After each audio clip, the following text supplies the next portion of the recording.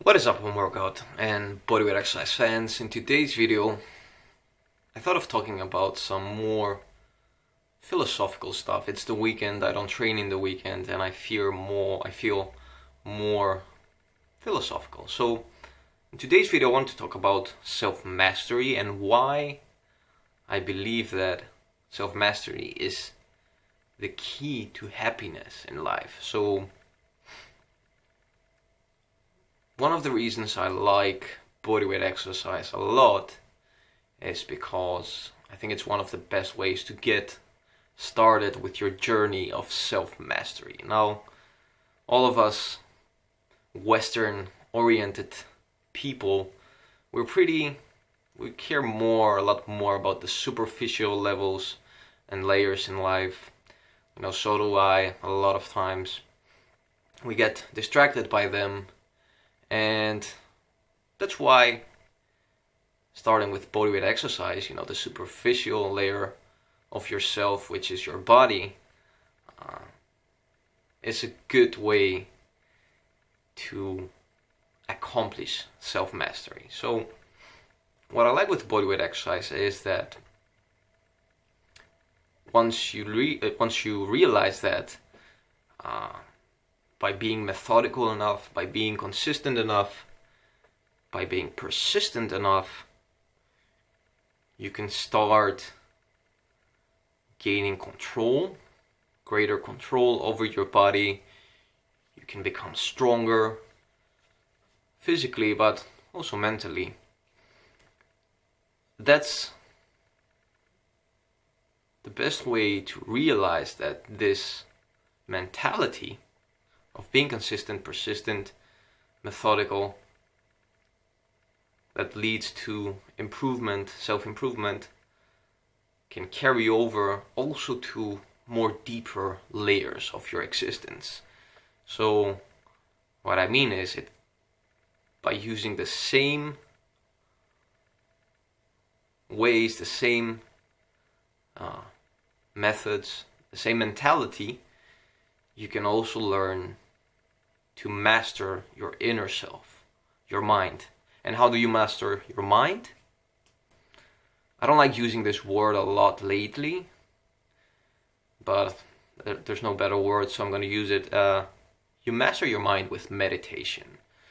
And the reason I don't like using this word sometimes is because a lot of people have attached this word, this method, to religion, to weird people in robes, to people sitting in mountaintops and humming and chanting or whatever. But the reality is that meditation, mindfulness meditation specifically, and in general, I don't want to complicate things so much. So mindfulness meditation is a very scientific method, because what you do is you just learn to observe how your mind works. It's a way of looking inside of yourself in a scientific and objective way. So you, in a way, adapt the perspective of an inner scientist. And the most important aspect of mindfulness is that through time and practice, you learn to tame the primal mind, the primal brain, the monkey mind, as the Buddhists would call it, the limbic region, how the limbic region of your brain affects yourself. And the limbic region, is again the word scientists use for that part of the brain that evolved through evolution, that layer that's around the brainstem, which is in the core of your brain, in your head, and it's basically responsible for primal reactions and functions: fear, hunger, sex,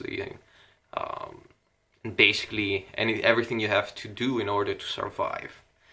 So even though we've evolved a lot further than that, that primal region of your brain still affects our life quite a lot. It's the reason why we're quite unhappy a lot of times. It's the reason why we overreact, we're emotional, because this region just mistakes daily situations that don't really threaten us. It mistakes these with by thinking that, you know, you're basically threatened by a lot more important things than you're actually threatened. And the only way you can learn to tame this primal brain, for at least the only functional way I found, even though I've read a lot of books on psychology, philosophy and all that, the only way that works is meditation. And here is why meditation works. You can read a lot of philosophies. You can read, for example, Stoicism. It's pretty awesome. Ancient Greek philosophy. And a lot of other philosophies and a lot of scientific methods like in modern psychology. But the problem with these methods is that you understand them on an intellectual level, you understand them with your mind, but you don't understand them in a experiential level because there is lack of practice, of functional practice. You don't understand them with your heart, you know, you understand them with your brain but not with your gut. So I mean, you know, a lot of us know a lot of stuff with our brains, you know, like we know we have to eat healthy for our bodies to function properly. We know this, we know that, but we don't practice them because we don't understand them yet with our inner, deeper core. We let, you know, those parts of our primal brain take it to basically use us. So that is why I love meditation, mindfulness meditation. You know, it can be done in a pretty sectarian way. You don't need to like chant or do whatever. And I just finished meditating, and one of the benefits, one of the bonuses of meditation is that it gets me pretty creative. So like I wrote a lot of this stuff that I'm talking now on paper because I'm more expressive on paper. And the problem with meditation is that people try it, and you know, because they don't see any remarkable effects on them after 2 weeks or sometimes even 3 days, but even after a month, they say that it doesn't work. And you have to realize that saying something like that is like an obese person training for 3 months or for 3 weeks or a month and quitting it because, you know, he's like, no, I didn't get ripped, you know, I trained a lot for a month, I didn't get ripped, I don't look like a supermodel, so exercise doesn't work. You know, that's the same kind of mentality. And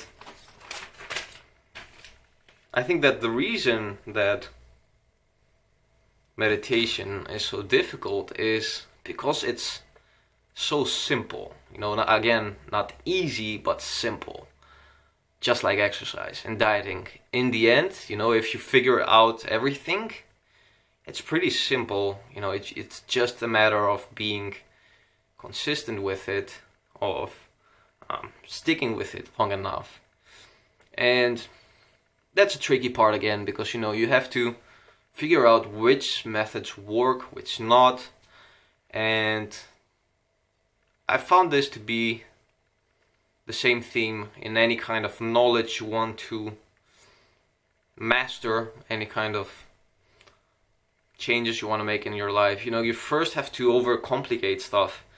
You know, you first have to like get a general idea of all these things, because, you know, nowadays with the internet you have so much knowledge around you, so you get distracted. You know, even if you do something and it works, you're always thinking, but you know, what if there's a better way? What if this works better? And that's good, that's curiosity. That's intellectual, and that's an intellectual itch, as long as you learn to balance it. But once you get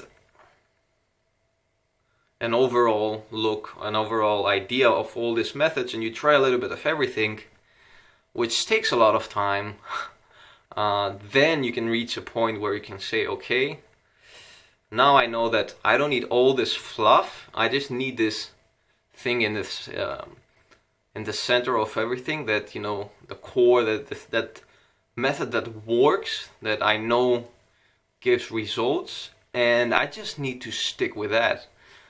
The same with bodyweight exercise, you know, the more I've been doing it, I've been doing this for 3 years now, and the first 1.5 years, I think I just reached the point that I was overcomplicating and overcomplicating stuff and overcomplicating, and now I'm starting to simplify and simplify and simplify. And by simplifying, I'm having the best results. And it's the same journey with anything. It's the same journey with meditation. I've been doing this for 3 years, and the more I do it, the more I start simplifying stuff, and the better results I see. Of course, you need a proper method. You need a mentor. You know, you always need an external perspective, somebody to give you some feedback, somebody who's further along the journey to help you clarify some stuff. I was very lucky to meet a great teacher in my previous meditation retreat that clarified some points for me, some things that were messing up my mind really bad in some aspects of my practice. And, you know, you just simplify and you just stick with it. And by conquering your body, you start conquering those outer layers of yourself. And as you start to meditate, also as you start to train your mind, you start mastering the inner layers of yourself. And once these two merge, once the bodyweight exercise mindset and the mind training, the meditation aspect binds with this, once these become one, I think you can learn to finally master yourself. And you can slowly start learning to be happier in life. I hope you like these videos. These more philosophical videos. I'll be making more of these. You know, if you give me some good feedback below. Have a great weekend. Keep on training and keep on meditating.